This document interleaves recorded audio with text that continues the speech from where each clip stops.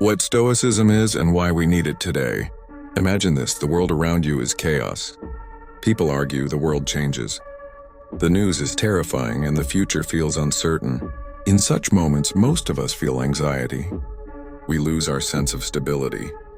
But there is a philosophy that has existed for more than 2,000 years, and it helps us deal with this chaos. Its name is Stoicism. Stoicism was born in ancient Greece.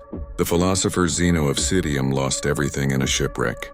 He arrived in Athens without money, without status, with nothing. And right there among the ruins of his life, he began searching for answers. He taught in the open square, under a painted porch called the Stoa. That is where the word Stoicism comes from. But despite its age, this philosophy sounds incredibly modern because it answers the same questions that torture us today. How can we live in a world that is unstable? How can we stay calm when everything is falling apart? How can we find happiness in a life full of pain? The Stoics said, "We are not in control of everything, but we are always in control of ourselves." This idea sounds simple, but it is powerful. We cannot control wars, crises, or other people's words, but we can control what we think, what we feel, and how we act.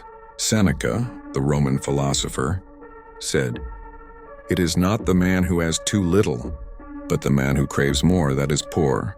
Epictetus, once a slave, taught, "Men are disturbed not by things, but by the views which they take of them."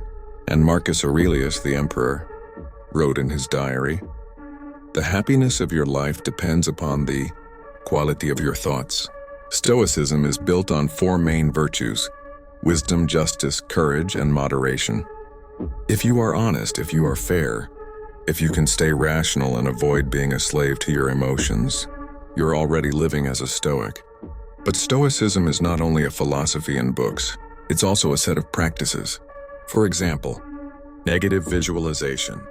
Imagine that you could lose what you have. It sounds harsh, but it teaches you to value the present. Journaling. Write down your thoughts. Marcus Aurelius did this every day, and this is how we have his meditations. The control test. Ask yourself, can I change this? If yes, act. If not, accept it. Memento mori. Remember that you will die. It's not about fear, it's about valuing every single day. What is amazing is that these practices still work today. Athletes use Stoicism to handle the pressure of competition. Entrepreneurs apply it to stay calm during crises. Even soldiers and doctors say it helps them survive the toughest moments.